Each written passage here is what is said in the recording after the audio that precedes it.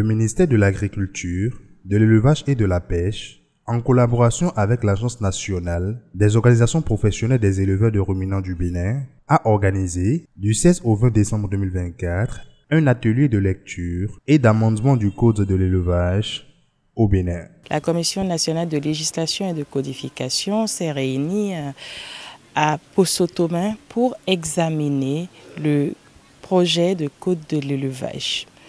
De quoi s'agit-il? Le Bénin est membre de l'Organisation mondiale de la santé animale, OMSA, et à ce titre, justement, il a pris des engagements internationaux qu'il convient d'honorer. Et au titre de ces engagements-là, il convient de s'assurer de la présence dans son ordonnancement juridique d'un code de l'élevage. Donc c'est ce qui justifie d'abord la tenue de cette session-là.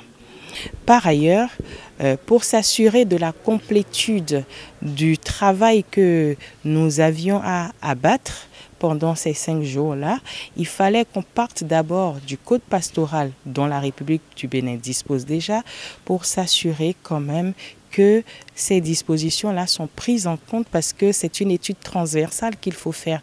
Et donc, il fallait tenter une sorte de migration de ces dispositions-là pour les prendre en compte dans le code de l'élevage.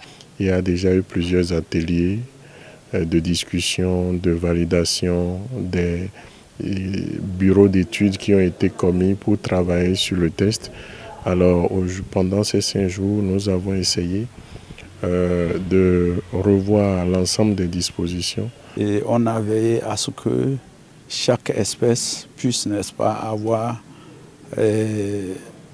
son lot de tests et ses exigences. Non seulement les animaux, on a aussi parlé de ceux qui interviennent, à savoir les éleveurs, les commerçants, les vétérinaires et autres. Chacun qui travaille et opère au niveau de l'élevage a, n'est-ce pas, vu ses activités réglementées. Acteurs du secteur ainsi que de l'ANOPER Bénin y étaient tous présents afin de donner à la corporation un code qui soit à la hauteur des enjeux. Nous, en tant que personnes ressources, nous avons conduit l'activité d'élaboration de documents depuis 2014. À ce jour, il fallait qu'on soit là pour dire quand même comment les travaux sont passés, comment le document a été élaboré et donner au moins quelques orientations pour permettre à la commission de savoir réellement comment gérer les débats liés aux activités qui sont vraiment spécifiques au sous-secteur de l'élevage. Après cet atelier, la proposition de loi sera envoyée devant la représentation nationale pour vote, adoption et promulgation.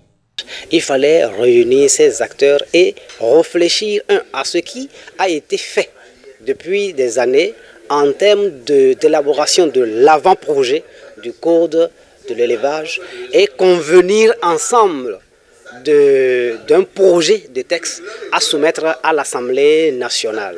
La dynamique dans laquelle nous sommes et le ministère de l'Agriculture a fait tout ce qu'il faut pour que ce projet soit élaboré. Cette dynamique doit quand même apporter davantage du souffle pour les acteurs du sous-secteur de l'élevage. Le gouvernement du Bénin fait d'énormes réformes dans le secteur de l'élevage.